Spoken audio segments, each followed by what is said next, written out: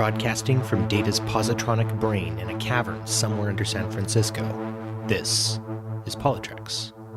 The Time Directive, the Declaration of Human Rights, the United Federation of Planets, the United Nations, World War II, the Dominion Federation War, the Art of War, the Teachings of Sirach, Jesus Christ, Kalis the Unforgettable. Welcome everyone to PoliTreks. It's great to have you here. My name is Barry DeFord, and with me as always is my often imitated, never replicated co-host, Shashank and Barry. How are you doing tonight, Shashank? Pretty good. Namaste, Homo sapiens. I'm hoping if I say this long enough, I can trademark this catchphrase and make t-shirts and sell them and never have to get a day job again. Yeah, t-shirts, coffee cups. There could be little, we could get those little dancing Pepsi cans from like the 1980s that would dance to music. And it would just be like this little high-pitched, like, Namaste, Homo sapiens. Like, and it would be amazing. We can only dream. But in reality, we made it to episode 6. This is pretty exciting. Yeah, we're cooking along. I mean, it's been a total joy doing these episodes with you, and we hope you folks have been enjoying it as well. Right away, we're going to start seeing some new guests coming in and talking to us about a vast array of different amazing things. So we're really happy to be on this journey, and we hope you folks are enjoying it too. It is definitely a pleasure to just do the show, and I think hoping someone will listen to it, that's another pleasure altogether. But just doing it with you, my friend, is a great joy. So thank you for letting me be along on this crazy ride. Absolutely, and I'm happy to scream into the internet void with you at any point. So today we've got an interesting episode on tap here. It's dealing heavily with the wonderful, warm-hearted movie Star Trek, the Voyage Home, which, of course, a lot of people know as the whale movie and such. And we're going to be taking a bit of a turn into some of the messages that we see within the movie, specifically around environmentalism. So it's going to be a great conversation that we're looking forward to engaging with you folks as well. We'll have some reading material for you as well, as always, concerning environmentalism and maybe some interesting facts and maybe even some good news. Who knows? Because I know it can be a little doom and gloom out there. What do you think? Absolutely. I also wanted to point out that our opinions might be considered controversial. They might be considered political, but our show is called PoliTreks, so you have been warned. But nevertheless, we really hope you listen to it and you give us a shout on what you think about it. Yeah, and if you do want to leave a voicemail with us, you can always call in to the Tricorder Transmissions Podcast Network. You can reach us at 609-512-LLAP. That's 609-512-5527. You can also support us on Patreon. There's a little ticker just at the top right-hand side of the website on the Tricorder Transmissions. Always happy to hear about people helping us out in that respect. You can also listen to many different shows that are showing up on the Tricorder Transmissions these days. We're not the babies anymore, Shashank. There's a brand new podcast on the Tricorder Transmissions podcast networks, and it's called Reading Trek. So Reading Trek, that's pretty awesome. Have you heard anything else about it, Shashank? I've heard that it's going to be very exciting. I've heard good things about it, and I highly encourage everybody to go seek it out, listen to it. And I'm sure, just like you enjoy everything else on the Tricorder Transmissions, this would be no exception. I do not like the fact that we are not babies anymore, because this means we are getting close to that podcasting retirement home, and I don't like it one bit. Yeah. I mean, episode 6, it's, I guess we're getting a little long in the tooth, but not as long in the tooth as some of our other great shows like the Tricorder Transmissions itself, Shore Leave, Trek Ranks, Disco Trek, Drawing Trek. So we still have them to look up to. And I honestly, I don't even know if we really have permission to fly the ship yet, given our age. Wesley Crusher did it. He got to fly the ship, so why not us? You know what? I sit corrected that, Wesley did it, so we can't do it. And you know what? I want one of his gigantic, corded sweaters that he used to wear, too.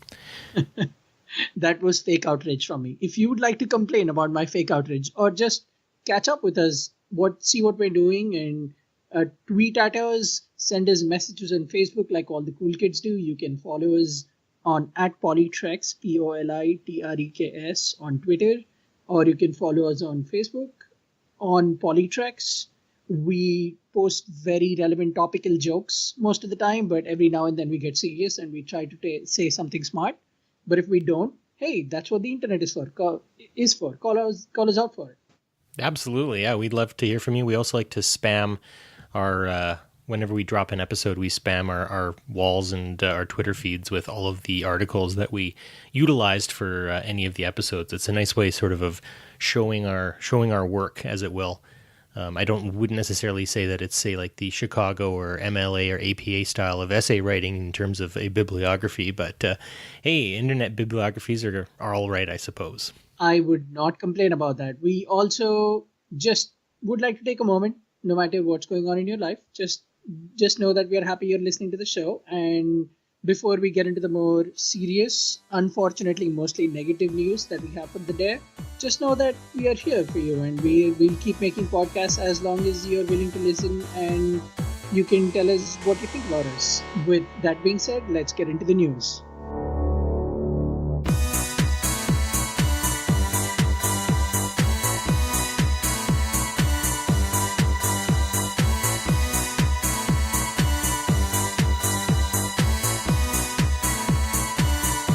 Hey, thank you for sticking around. As part of PoliTreks, if you've not listened to our previous 5 episodes, and we really think you should, before we get into the main topic of the episode, we spent a little bit of time talking about the news, and we try to connect it to Star Trek, and we try to make sense of it through the lens of Star Trek. With that in mind, Barry has some interesting news about our first headline today. Barry, care to enlighten us? Yeah, so not everyone may be aware of this very, very large cultural group in the Middle East. They're known as the Kurds, and they occupy an area around Turkey, Syria, Iraq, and Iran. And they are basically one of the largest cultural groups without their own country. And it's just come to pass that they are currently being attacked by the Turkish army in an area called Afrin. And it's pretty tragic to see this happening. The Kurdish people have suffered under Saddam Hussein, and when the American invasion took place, there was a lot of hope in the Iraqi portion of Kurdistan and their capital of Erbil. And then when Syria fell into catastrophic civil war and the rise of ISIS was taking place there as well, there was a large group of Kurds who started a sort of a free space fight for freedom in an area called Rojava. And they have, for a very long time, been on the ground fighting back, the extremist forces of ISIS. And now they are under attack from Turkey. So a bit of context for that is the area in Turkey that the Kurds live in, there has been a great deal of tension over a long period of time, and there have been some conflict and some fighting that has taken place between the Kurds there and the Turkish people who, unfortunately, I guess a decision has been made that they're deemed a threat, and now they are being attacked by a much more, well-funded army. So I'm very upset by this, mainly just for the sake that these people have been fighting for a very long time for their own autonomy and for their own state. And I guess, we can take this as my statement, but my heart goes out to them. And I certainly hope that these folks who have been, fighting since the late 80s can maybe see a bit of peace sometime in the future, and perhaps Turkey can stay its hand to a degree, and we can work this out a better way. So my heart goes out to those folks, and we will have some information just in regards to the actual fighting. It's sort of happening. It's kind of back and forth right now. It's not very certain exactly what territory is still held by the Turks or by the Kurds. All I can say is this is just adding more death and destruction to an already terrible situation full of death and destruction. Yeah, the Kurds are certainly not a small amount of people in the world. They're estimated to be at 45 million today. So when you recount this incident, it screams Kurdassia and Bejo to me, especially with a government that out of the blue decides that this is now a bigger threat and a threat big enough for us to just go in there and attack them and start taking lives and claim them in the name of peace and greater good, that just screams Cardassia, that screams Romulus to me, and not in a good way. That this breaks my heart, this disappoints me, and I know the things in Middle East, especially when it comes to land and getting dominion over a certain area or a certain nation, seem to be nothing new, but the fact that another group is now being targeted by a group that it did not expect to be targeted by this way, that just disappoints me even more. Yeah, I mean, I wouldn't necessarily. I wonder if the Kurds maybe did sort of expect this. There was a period of time when there was a large amount of fighting taking place in Rojava, where Turkey sort of amassed its tanks along the Turkish-Syrian border and just sort of waited there. And that sort of seemed like a big threat. I think one other thing, Shashank, and I'd be interested to hear your insights on this, is I have been sort of a supporter of, at least a vocal supporter of the idea of the Kurds getting something of their own autonomous state. And I've listened to and had the chance to communicate with some folks who are also vocal supporters. They've gone there, they've been there, and their Facebook accounts are gone now, interestingly. And so is Telesur English, the Mexican news agency who reported on some of the events that have happened. Facebook has removed their profiles, and also that's pretty crazy. So I'm not really sure what to make of that. Theo Redcrow is one of the professors who has gone to the Kurdish portion of Turkey to study the people there. He's also gone to Rojava and whatnot, and he's gone. So I don't know what happened, but his account has been deleted, and I'm just wondering, because he's never necessarily said anything violent or terrible. He's just reporting what's going on. So yeah, not too sure what to make of about that. My immediate memories to something like that bring me to the stories I heard back in 2010, 11, 12, 13, when there was a big push for anti-surveillance movements, and there was a spotlight on China at that time when I was living back home in India, about how their internet connections were suspiciously being removed and all their presence online was being removed because there was a significant subgroup of the population that was conducting what the government considered to be anti-government activities and what the rest of the world considers to be free speech. This was also very prevalent during the Arab Spring in the Middle East, when countries, one after another, revolted and pushed for democracy. And one of the first things that was done was their communication was to the outside world was removed. That is a very textbook fascist government move. The government itself might not be fascist, but immediately cutting them off from the rest of the world and feeling like they're boxed in hurts not only their strategy and their communication, it brings their morale down. Knowing that what you're doing might not seem to have the effect that you wanted or hoped for, that brings you down. That is very much like what you would do if you were government in space trying to take control over a planet too. It's the only difference is that we are all on one planet here, but in Star Trek, they ended up capturing the captain of the Enterprise and made him look at a bunch of lights. It's nothing different. The move and what its intent is still very much fascistic. It's heartbreaking, and the fact that even after all this time, these age-old battles still seem to keep coming up, that just breaks my heart too. Absolutely. Well, moving on to not necessarily lighter news, but a little more closer to where you and I are currently living. It looks like the United States government shutdown has come to an end. The Democrats and the Republicans have agreed to extend funding. I believe it's only for just a few weeks, so I'm wondering and hoping that this isn't the case, but I'm wondering if this is going to become a trend.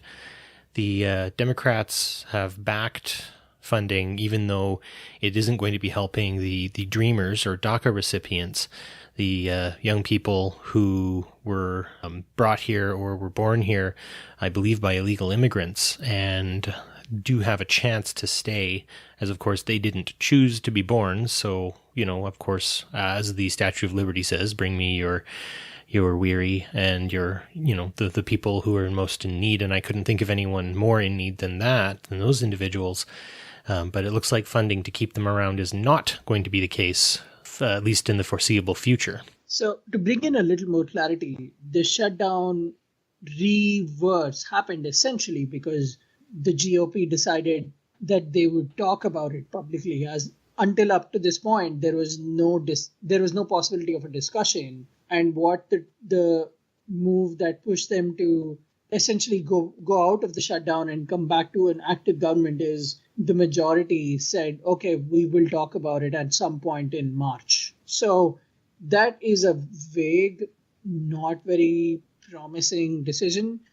And it is very surprising, especially because the Democrats seem to be in power mostly. And they, not in legislative power, but they had the power of the people. And there was a whole talk all this time about how there is going to be a blue wave and how in 2018 everything is going to change. But with them reacting so quickly and coming out of the shutdown, it is even more surprising to me that they relented so fast. I don't know if you remember, but when the shutdown happened during President Obama's tenure, it happened for a lot longer, and the GOP showed a lot more, for the lack of a better word, they showed a lot more commitment to their shutdown, and they said, no, we have these things that need to happen. And there was a lot of public outrage on both sides about why this is happening and how it can be resolved. So it's surprising to me that this one only lasted 3 days. Certainly most people were expecting it to go a lot longer. Surprising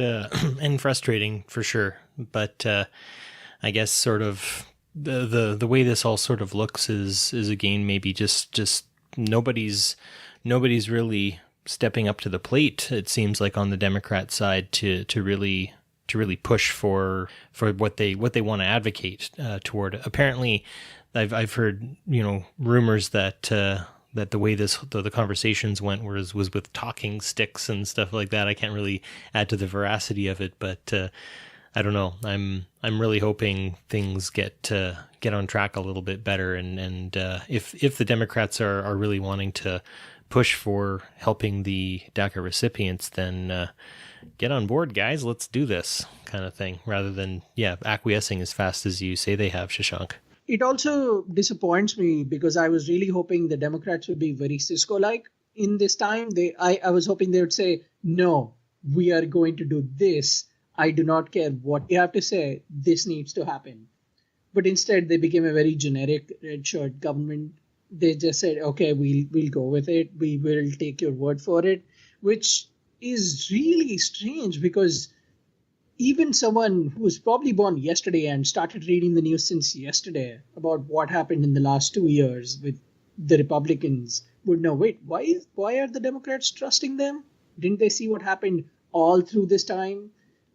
Even that person would have some hesitation, but to their credit, there were some Democrats who voted against it, against reactivating the government, against shutting the shutdown. And they said they were disappointed. They said they must do better. And they said they'll continue fighting, which gives me hope. And I am hopeful too. And with that, I believe it's time to get on with our main topic.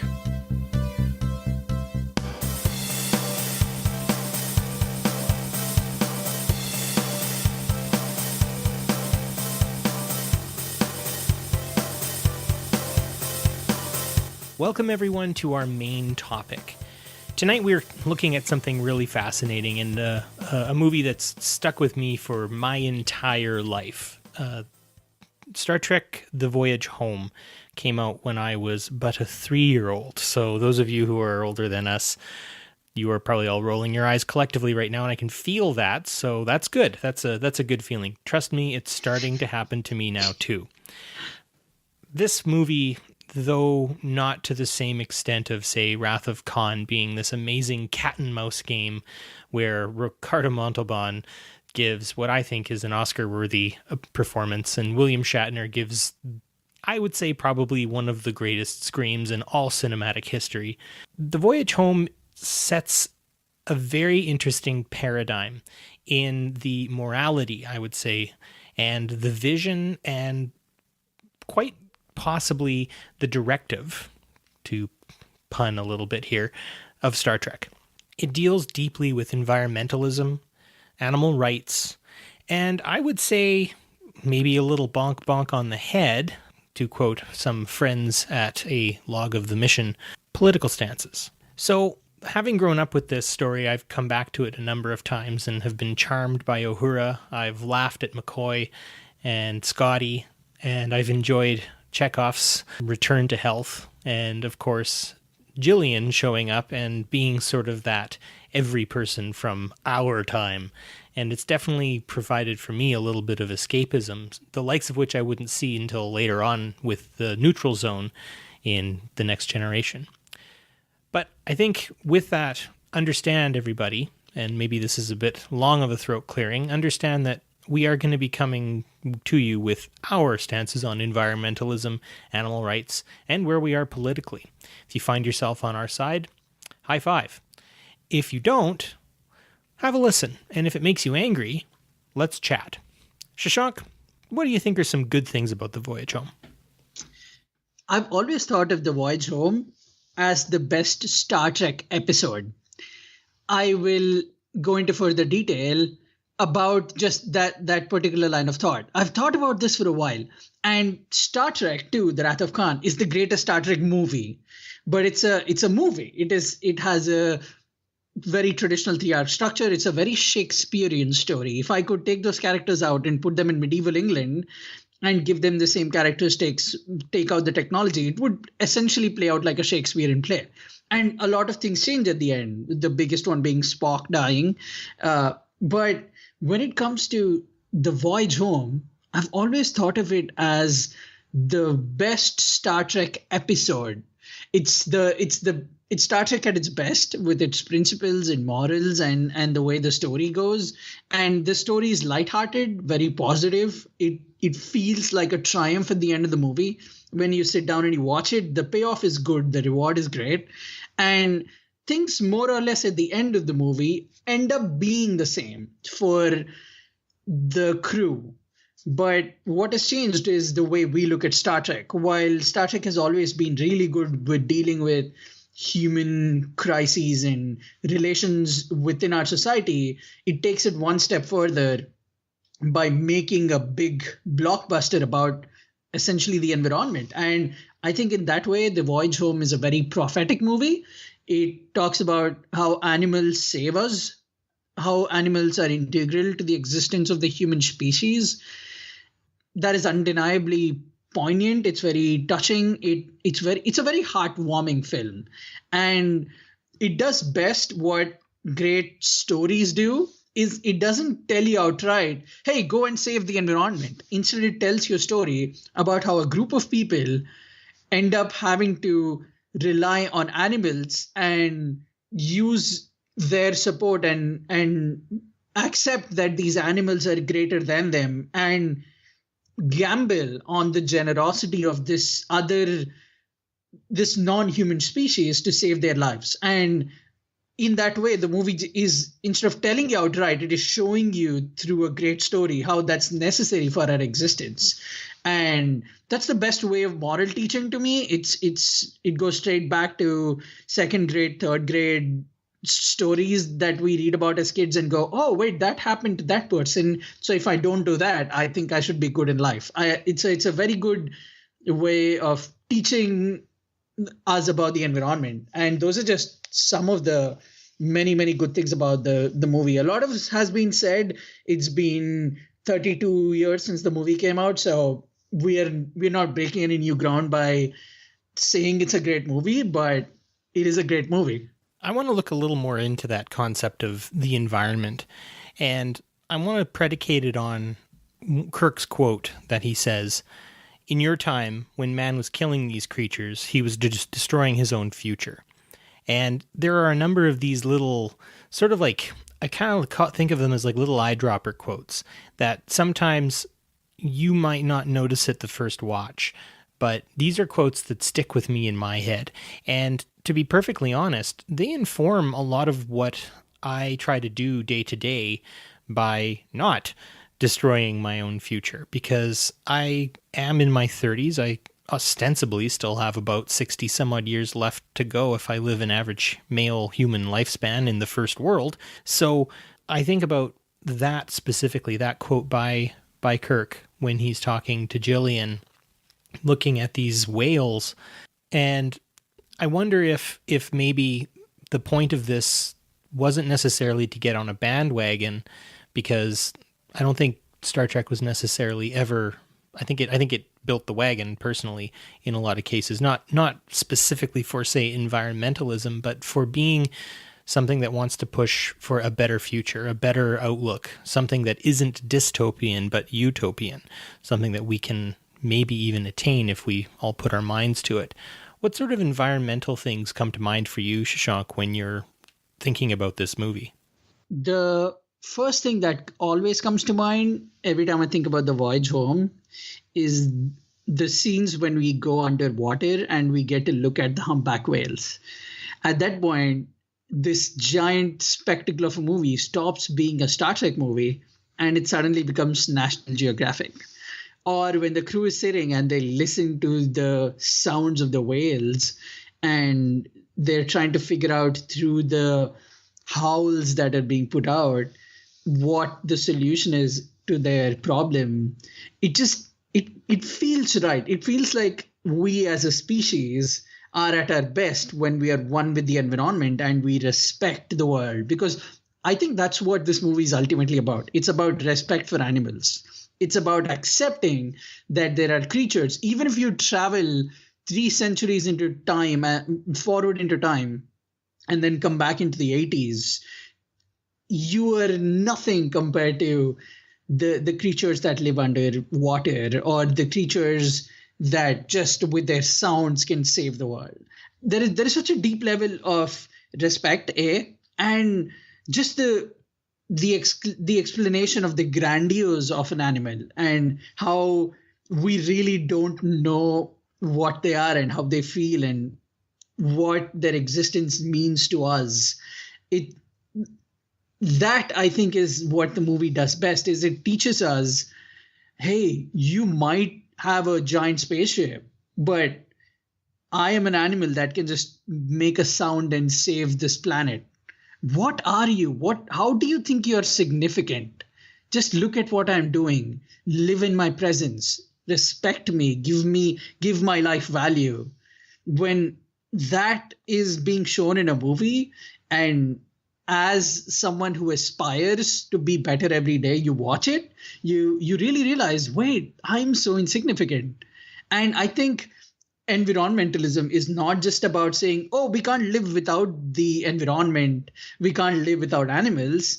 Environmentalism is also saying, look at how animals make our lives better. And I think that's the takeaway for me from this movie, is it shows me how much better off I am because I live a life that respects animals and I live a life that celebrates them. That's a very, very heartfelt response, Shashank, and one I'm going to have to even consider, and we'll probably end up listening to not only in the edit of this podcast, but also later on when it drops. That's there's a lot there, and what I want to touch on kind of specifically there is maybe the human connection to nature, and something that I think, here I am sitting in a rather warm room with pictures and Star Trek models and computer screens and pens and notepads and cell phones and microphones and all the other things, and just how detached it all feels from the forest, which is probably a 13-14 minute walk from where I am currently right now. And in that forest, you can get pretty lost. And in that forest, you have to watch out for bears, and there are deer, and sometimes there are deer in my driveway. And just the fact that though we divorce ourselves from the natural world, we did come from it, and we still are a part of it. And though we may think we can be the masters of nature, every mudslide, volcanic eruption, tornado, earthquake, and so on puts us back in our place. And I think to some degree, one of the biggest things that this motion picture does, or as you say, episode of Star Trek, and I wouldn't argue with that, is that it is actually saying to us that no, even in the 24th century, we are still at the mercy of forces greater than ourselves. It's surprising that that's what that movie does, and a lot of people don't notice it. It's very much in that Indiana Jones episode 1 movie where you realize, wait, Indy actually didn't do anything to progress the movie. All he did was be at a certain place. And if he wasn't there, the movie would have happened the exact same way. When you watch Star Trek The Voyage Home, you watch it as a great crew adventure, but you don't realize, wait, these guys are totally helpless and everything they do hinges on something that they do not understand. And at the end of the movie, they still don't understand it. They're just helpless. They just happen to be in a place where the animals got generous. And the crew is very helpless in this movie. They do not have any control when the movie starts. And even at the end of the movie, they have no control. They just are in a dilemma and something greater than them solves it for them and they go on with their lives. That is such a clever way of showing a Star Trek movie. And that just proves again why 80s was one of the best decades for movies and entertainment. Is they kept revolutionizing storytelling, and Star Trek was no exception. I would agree that the 80s was a fantastic time for movies and for cinema for sure. I think it also was where we as a society, at least here in North America, really started to understand what precisely our impacts on the environment were. That's not to say that that wasn't understood or being learned before that. I'm just saying that it really, the media attention really grabbed in the 80s. And I recall, people saying, well, the ozone layer is disappearing, and Chernobyl happened with the year that TVH came out, and this wasn't the end of it. Stuff continued happening, and now we're starting to see some really big changes happening. I mean, the extreme fluctuations in weather up here. Interestingly, where I live in the Canadian prairies, there's been a very slow desertification process that is now not as slow as it used to be. And, we even see that up here, that the winters tend to be a lot more milder. And yeah, we have our cold snaps, but those cold snaps are more extreme. They're more volatile. Moisture takes place at very different times. I teach at a school where there's a lot of farming students, and they notice quite a bit. They say, harvest is going to be weird again this year. So I sort of fear that we look at this humble little movie saying that, the humpback whale goes extinct in the 21st century, and now we're in the 21st century.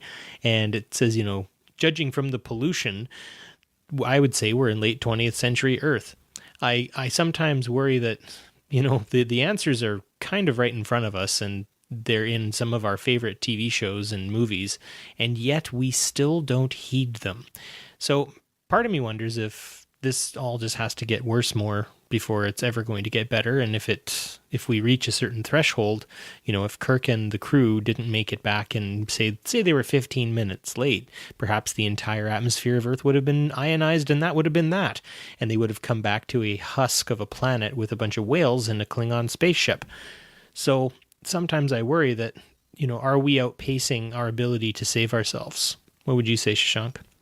Just going back to talking about how things might have to get worse before they get better, that is not heartening at all. That is terrifying and alarming. And environmentalism has always been here. It is weird that you and I have to declare that, hey, we are saving the environment episode of our podcast is a political stance. That I have to declare that, oh, I'm trying to save planet Earth, but somehow I am politically inclined one way because I'm saying that. That is weird to me. And that just shows how successful capitalism and industries have gotten at polarizing us, even on the most fundamental issues. But before we delve deep into something like that, just some facts.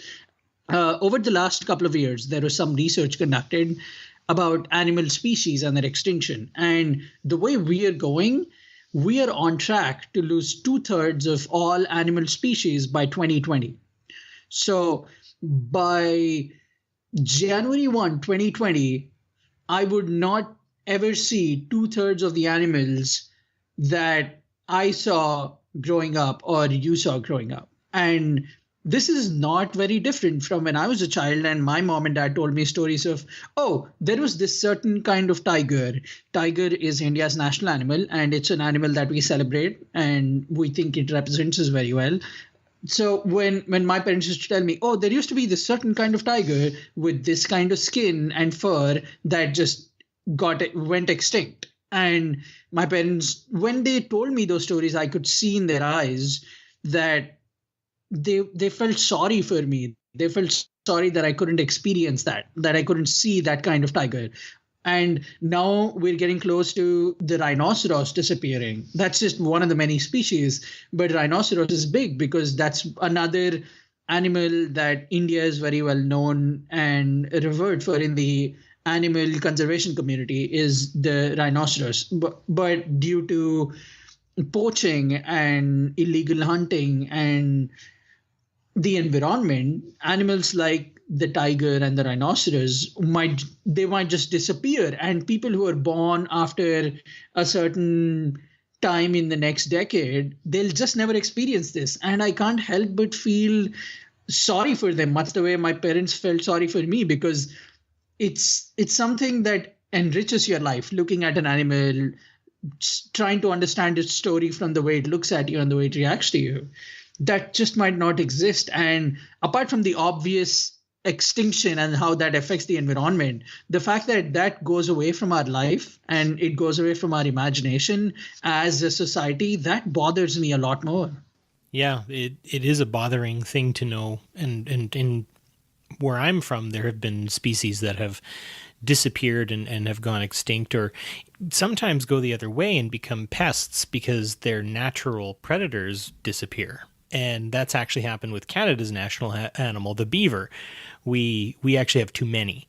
And it's because they are not being predated fast enough, and we are creating environments that they've been able to adapt to. But the problem is they do a thing they're programmed to do, and that is build dams and change waterways and make their environment better suited to their needs. The problem is they end up flooding fields, cutting off water supplies, causing havoc basically to the infrastructure, especially the irrigation infrastructure that Canadian farmlands require to sustain themselves.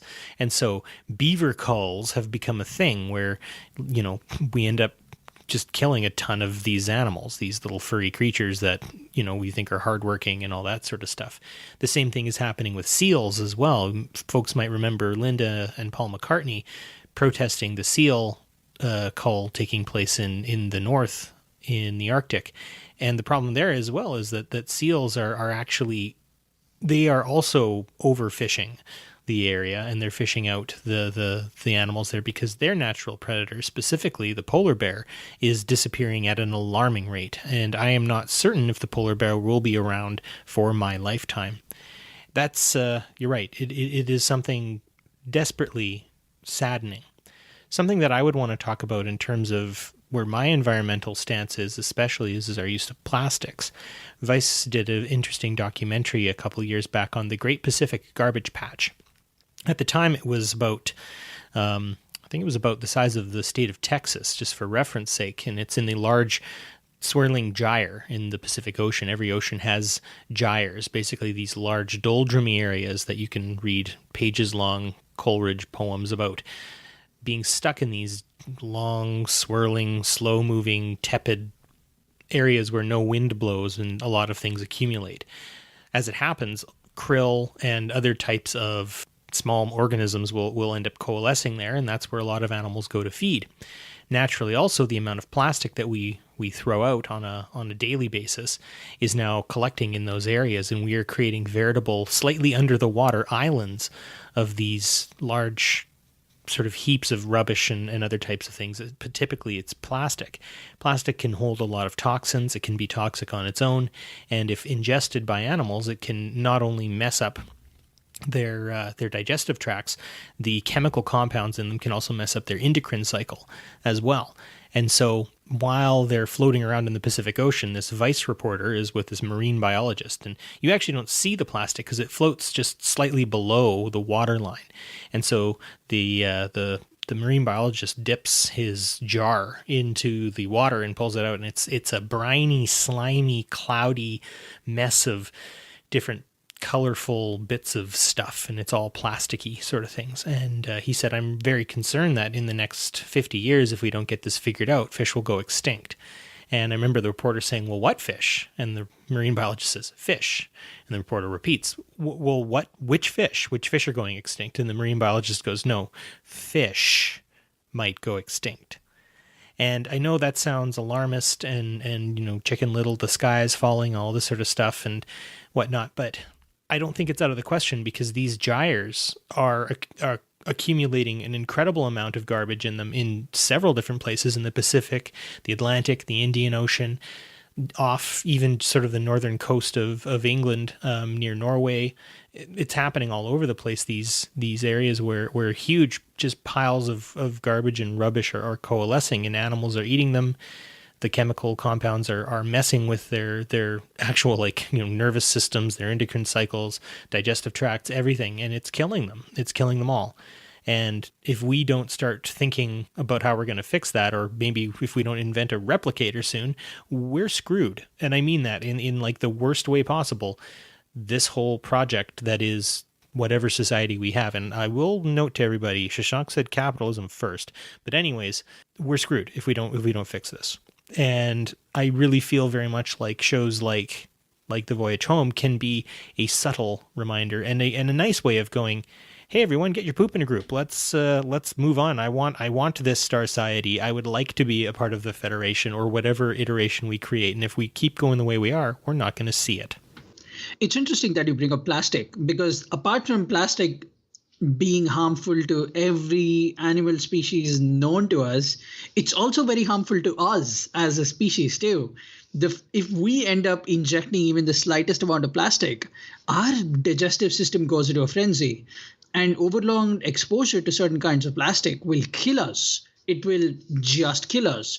The fact that we are allowing these to be part of our world, and that there aren't enough people who are environmentally conscious enough to recycle, or think that recycling is a bad idea, or think even worsely that all of this is a hoax, that people are making this up to make money or to get fame, that idea is mind-boggling to me. That's like people trying to sing while Rome burns. It just doesn't make any sense. And in the last 25 years, again, research was done and people figured out that due to everything happening in our environment, the extinction rate of animals is between 1,000 and 10,000 times more than the normal rate of extinction.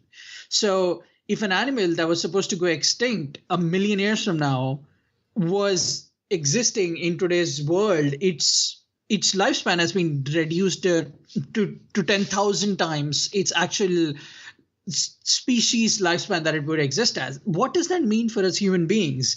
And because we are the most intelligent beings on this planet, or at least the most communicative and the largest beings on this planet, are we essentially writing our own extinction by breeding this plastic waste and things like the Garbage Patch Island?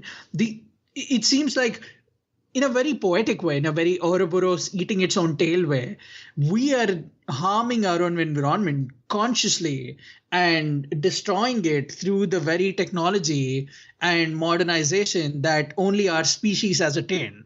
So it's just a very dark and fascinating subject to go into. It's certainly not all good news. There is finding good things that are happening in the environment today is difficult, and it does do some hunting. But what I will say for The Voyage Home is that the movie doesn't do that. It doesn't sit down and go, wait, okay, audience, you and I are going to have a discussion about how everything is horrible and the world is going to end. Instead, it teaches us about how we as a species can unite. It tells us how this ragtag crew got together and convinced someone who did not believe that these were spacemen, in air quotes, and how they bring in this person who is initially completely reluctant to the idea, and a person of science, no less. And they convince her, and together they accomplish this mission of saving the planet. I think there is again, something very good about the story there. There is something very reminiscent of our world. It is telling us the only way to do this is to get everyone on board.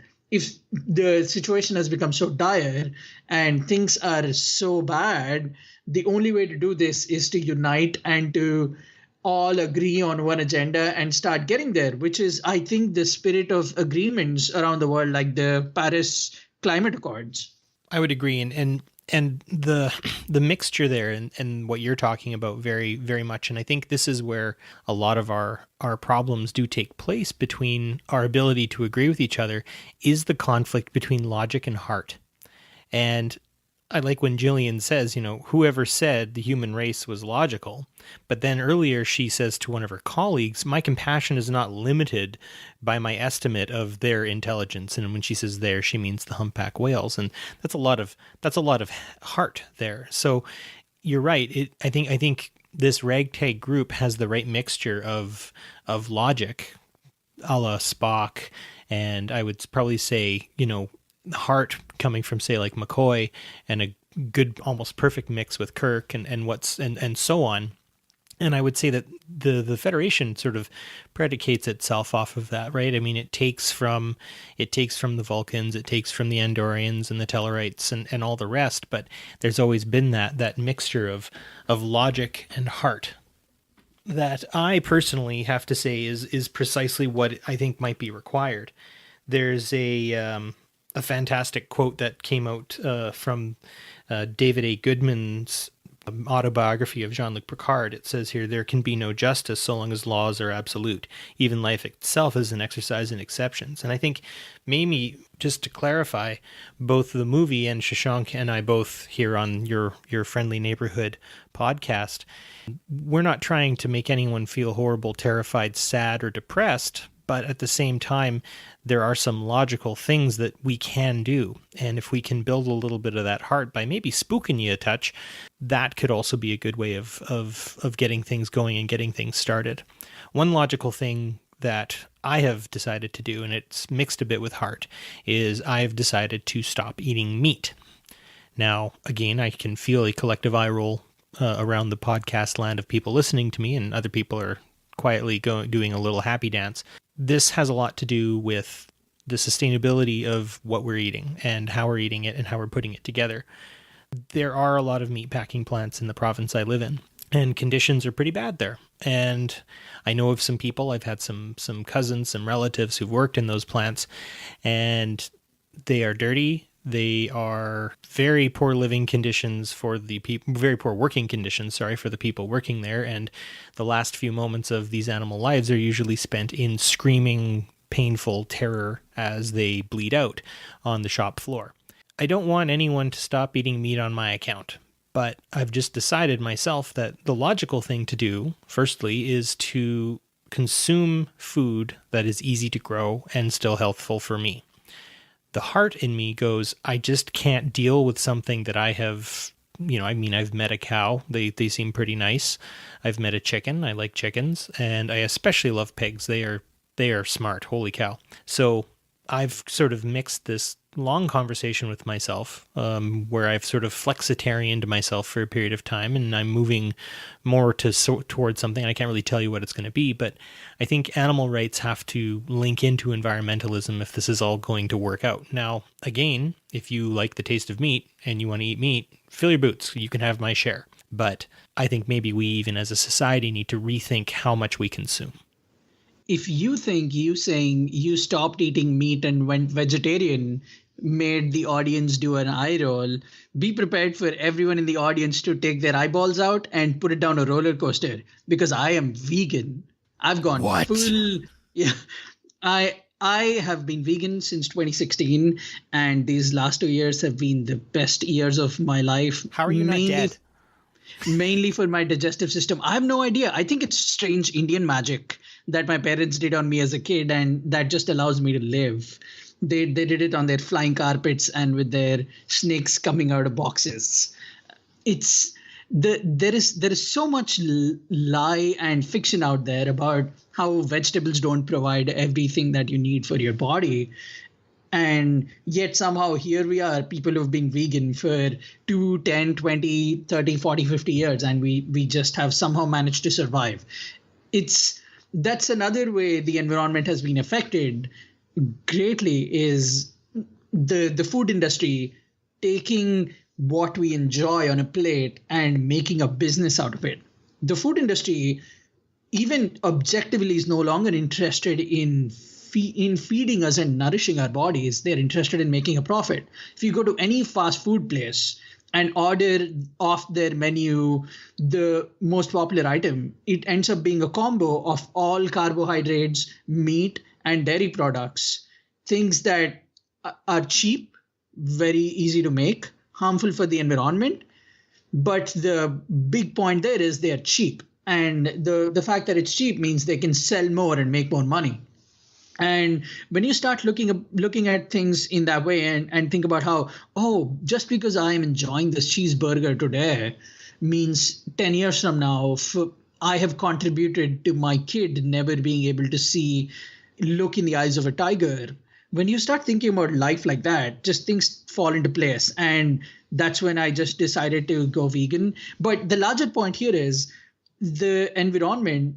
You can just look at it objectively and say that things are spiraling down fast, and we are intelligent enough to notice this and understand this, but somehow we are not willing as a species to give up the immediate pleasure that we get from the taste of meat or a piece of cheese to essentially say, oh, hey, maybe it's time for me to give this up and take care of my environment. The way we started eating meat as a species is also very interesting. We all used to be hunters and gatherers. And when we killed an animal before we ate it, it lived in the same environment we did. It was the part of the same food chain we were. We lived under the same risk of death it did. If a chicken was under the risk of being killed by me, I was under the risk of being killed by a tiger so it could tear me apart and then eat it. There was a same level playing field. There was this basic level of respect that all animals had, and humans included. And that's why when we killed an animal in that food chain setting, when we roasted it over an ancient fire with our caveman hands, there was nothing wrong with it, because that was part of the way the world worked and the environment balanced itself.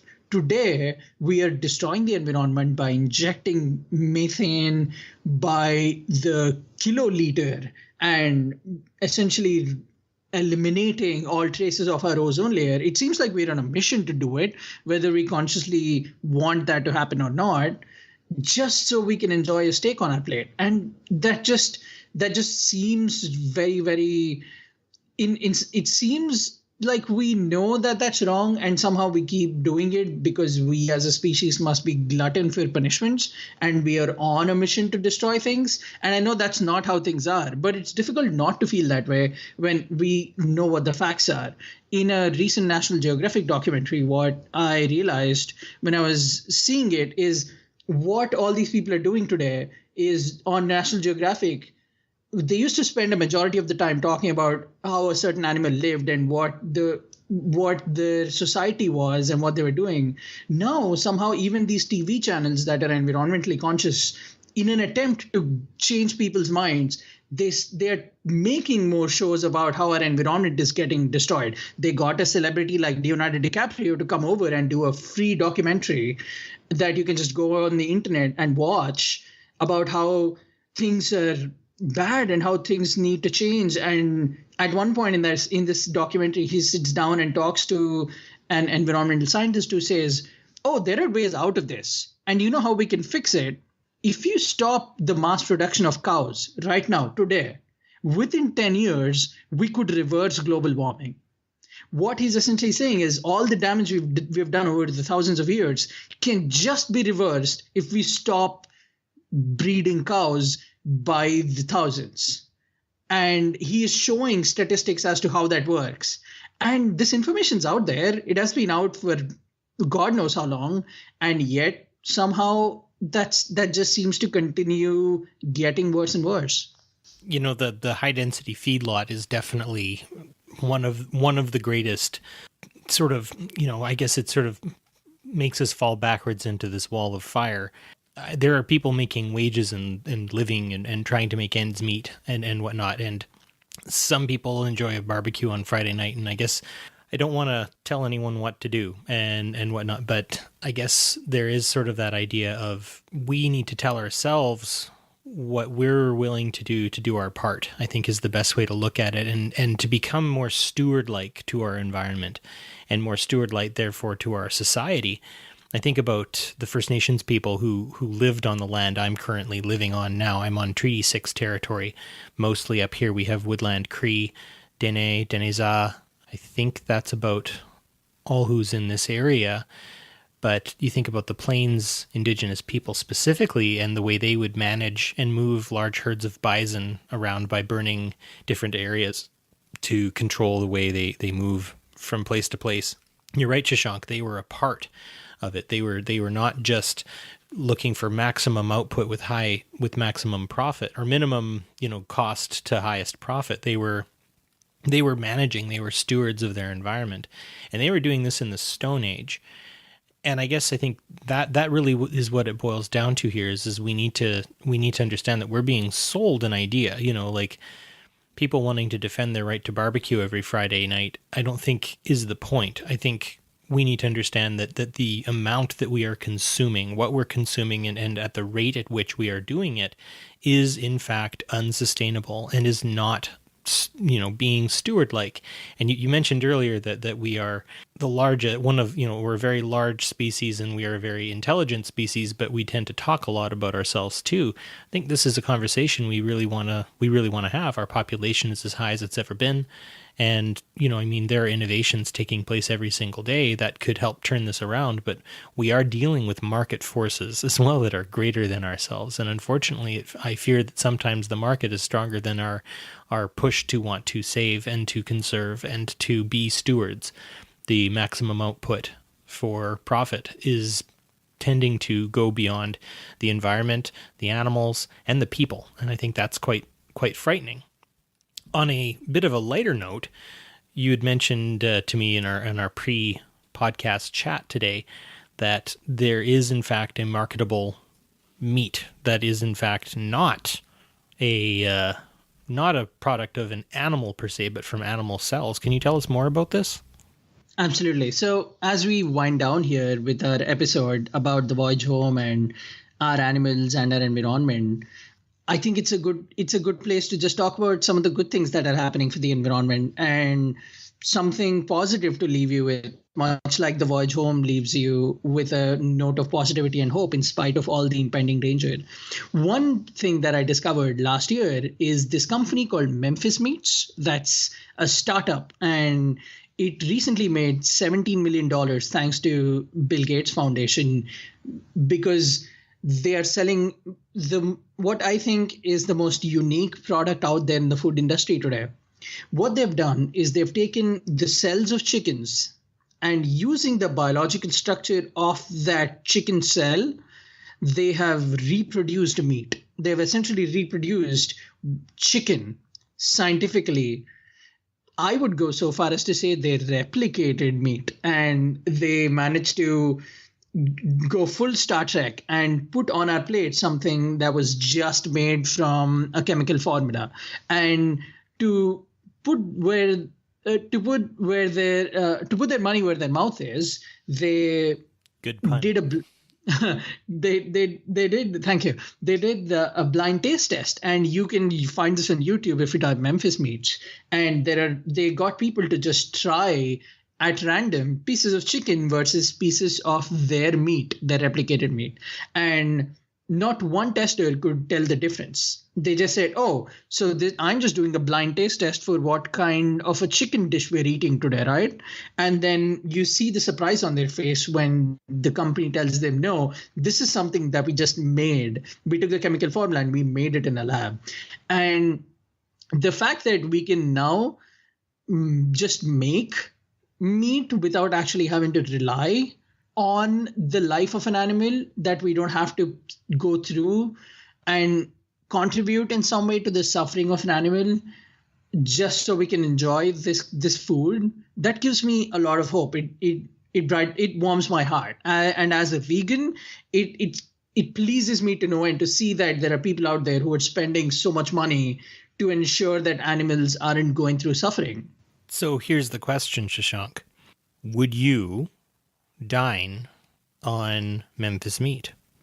That's a good question. And I will just, before answering that question, I will preface myself by saying that, again, I really believe that as long as animals are being disrespected like this and horrible things are happening where they've gone from being living beings to just a product, as long as that is happening, I don't think I can consciously eat meat. That is my environmental reason for not eating meat. But over the course of my veganism, I've also found that the human body is naturally herbivorous, that we do not actually need meat to survive. We are essentially eating something alien to our body. It would be no different from a goat eating meat or a rabbit eating meat, because these are traditionally herbivores and their biological system is not attuned to eat something a carnivore would eat. You can tell that because their teeth are very much the way us human beings are. They're blunt, they're short, while carnivores tend to have longer jaws. And the best way to understand the difference between what should eat meat and what shouldn't eat meat is if an animal can eat meat raw and not have a biological reaction, that animal is a carnivore. We as a human being cannot eat meat raw. We need to cook it. We need to prepare it at a certain temperature, and we need to add things to it to make it palatable. What about sushi? Good point.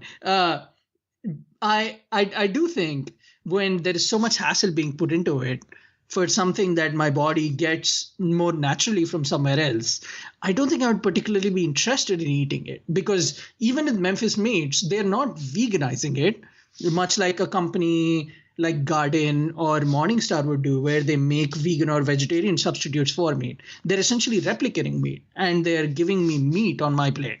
And it's not something my body needs anyway, so I wouldn't go much in the way my body would need milk, like cow's milk, not my mom's milk, but cow's milk.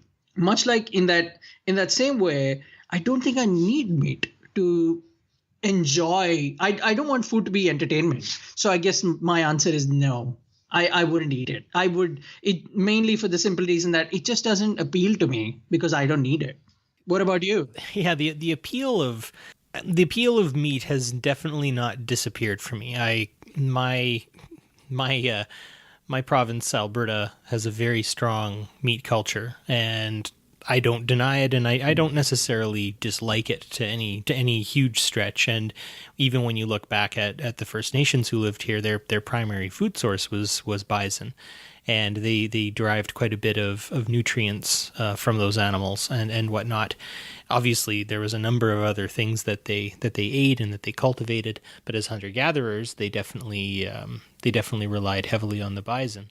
Today, of course, Alberta beef is known. In fact, when I was in Cancun a little while ago with my fiance, we saw a bus go by, and it's like, "Come to our resort. We have Alberta beef." And she and I both sort of chuckled because we're from Alberta, and neither of us eat beef, so it's kind of weird. But I guess replicated food, I would probably eat any kind of replicated food in that respect for the sheer curiosity of it.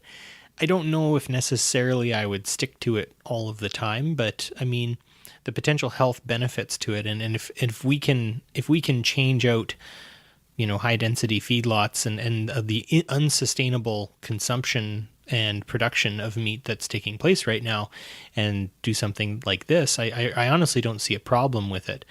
I am blanking completely on the article or where I ended up hearing about this, but there was a thing about apparently refrigeration was a big problem for people back in the day, that they considered the ice that your freezer would make, was artificial, and why would you want artificial ice? And that's so weird, and it's got health problems. And none of us today even bat an eye at the idea of going into our freezer, cracking the the ice tray and dropping a few into our glass and pouring our favorite beverage in there.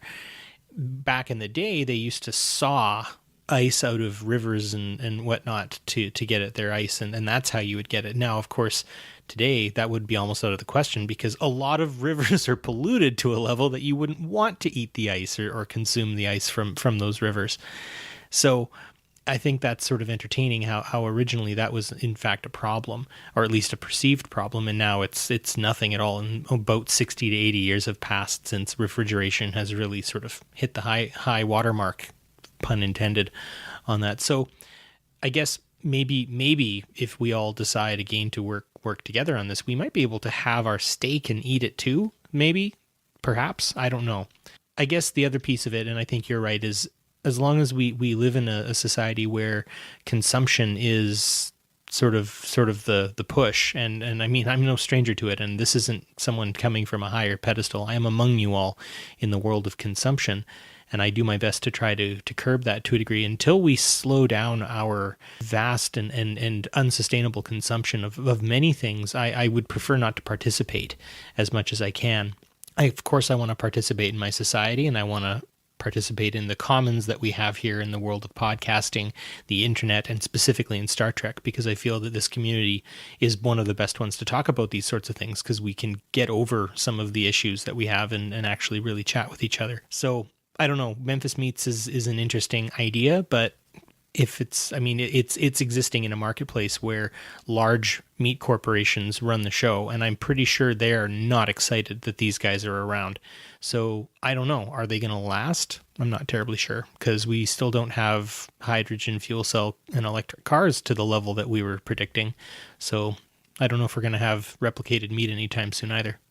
I have some interesting, really good news about electric cars about a minute from now, but just responding to some of the things you said, veganism has definitely been easier for me because I come from a country where there is a big group of the population that have always been vegetarian. My dad has always been vegetarian, and I come from a sect within my family's religion. I was raised Hindu, and there is a sect of religion in Hinduism called Hindu Brahmins, and Brahmins are supposed to be vegetarian, much like Jains, who are another religion in India, are supposed to be vegetarian. So there is I come from a place where I've always known and experienced every now and then the pleasures of vegetarianism as a lifestyle. So it wasn't that alien to me, but I certainly understand that coming from where you are and the way you have lived, you getting here and you sticking with this is definitely unusual for everyone around you, to say the least.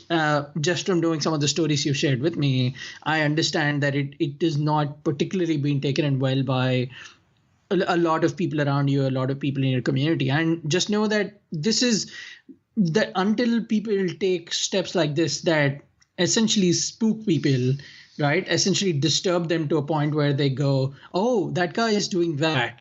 I know that sounds extreme, but maybe that's what the fact that we could push it there, we could push the envelope just a little bit farther. I think that's totally worth me giving up meat. Plus, again, I just don't biologically need it. I get all my joy from eating peas and carrots and broccoli and all the other fresh vegetables and fruits. But just so it isn't all doom and gloom this episode, I have some final pieces of good news that I wanted to share with you. This is from Huffington Post Canada. So shout out to Huffington Post Canada. And they did an article about the environment in 2017, and the article's called Why 2017 Was a Pretty Good Year for the Environment. And here are some of the headlines within that article and some of the big news stories that happened in 2017. One is Google went 100% renewable. So every Google company that runs today around the world is fully running on wind and solar energy only. Google consumes 2.6 gigawatts of energy.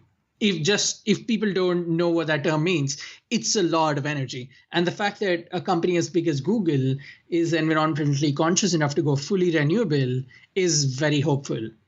And there is, of course, the Paris Climate Accord. And even though America's stance with it has changed now, things have changed for the better in a lot of countries, including China, which has recently declared that their Beijing air might finally be getting a lot cleaner, getting them closer to to help them meet their requirements for the Paris Climate Agreement and make lives better for their people. And they also announced a 361 billion renewable energy investment by 2020. So that's more power to China.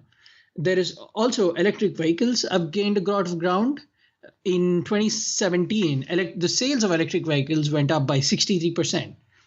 And researchers estimate that 90% of all regular vehicles could be electric by 2040, which is awesome.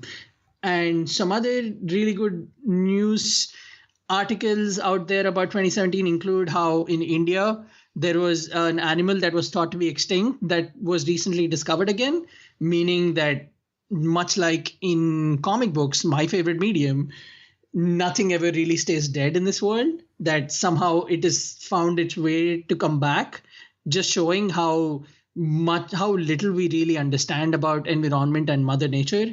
So those are just some happy, delightful news stories that I enjoyed reading this last year, and stories that give me hope. But before we get out of here, for our listeners, I would like to leave a question, and I would like to also hear an answer, hopefully from you, Barry, as we conclude this episode.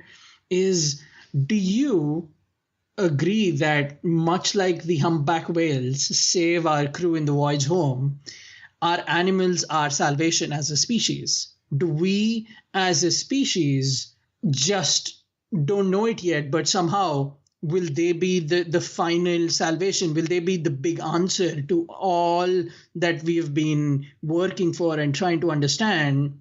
And will they ultimately rescue us from ourselves, essentially, in much the same way the humpback whales rescue our crew in the Voyage Home? I think maybe it'd be a mixture. I think humanity will, or at least, as a Star Trek fan, I don't delineate between Trekker and Trekkie either. I don't know. I love Star Trek a lot. Just quick aside there. But I think my hope for humanity is to get to a future that looks a lot like Star Trek. And actually, I don't think it's as far away as we perceive. You think about how far we've come, in the 60s, Star Trek brought us the sliding doors, the doors that open themselves, the flip phone, tablet computers, replication, all these sorts of things are happening much sooner perhaps than we would have necessarily thought so. So I think humanity does have a propensity to do these sorts of things, and our listeners being of any political stripe, if you love Star Trek, I would hope that you share my hope that we move toward a more Star Trek-like world where people tend to get along a little more within our Federation, and people are not without their problems, but we've done away with perhaps some of the conceits of our society, consumption being one of them. So I think to a degree it will be us, but I think also maybe a bit of the heart. I think about a lot of people who I know who do say it's important to listen to nature. It's important to listen to what the animals are doing and what they're saying and how they can actually, maybe not like a Disney princess, they can, however, communicate with us and really act as a litmus test to what might be required to make the world better. So I don't know if that answers your question fully, but I would say that maybe we're sort of in the middle of both of them. And I would like to also just mention as well, just to tell everyone this, we are looking toward, I hope, a Trek-like future among all of us, where our infinite diversity and infinite combinations makes us stronger and better. And if that is what we're aiming for, my question to you is, what can you do to make that happen? Where can you put your energy? I know not every human being is going to be able to do everything, but, each of us according to our need, as relative to our abilities, I'm sure we can probably get something figured out. We absolutely can. That is it for our episode, Our Animals and Us, our reflection on the Voyage Home in its infinite glory. Please tell us what you thought about it. Please give us an answer to our question. We love reading, so if the longer the answer, the better. We'll definitely react to it. We'll give you a shout on our next episode. We will never discriminate between it being a good answer or a bad answer. All answers are answers, and we enjoy conversation. We enjoy reaching out, and we appreciate everybody who reaches out and talks to us and likes our posts and listens to our episodes. You can always catch up with us, talk to us on at PoliTreks on Twitter, and you can follow our Facebook page, PoliTreks. You can also, if you've enjoyed our show and are willing to support our larger umbrella organization that we get the chance to do this under, the Tricorder Transmissions, you can definitely also reach out to us on Patreon. Just as a reminder, Barry, how can people do that? Well, you can hop onto the Tricorder Transmissions podcast network. It's tricordertransmissions.com. Up on the sort of top right area, you will end up seeing a little thing that says Patreon on it, and you can donate to us like a few fantastic people have. You can check our Twitter feed to see who the most recent benefactor is, and we're always very happy to get to know those people, and we're really happy to be working to make you happy with the money you are investing in us. That's always wonderful to see and have. If you're interested in perhaps going a little bit further and actually sending us a possible message, you can do that at 609-512-LLAP. That's 609-512-5527. We'd love to hear from you. So I think at this point, Shashank, we're going to move on to some of our final thoughts, and stick around for those as they come.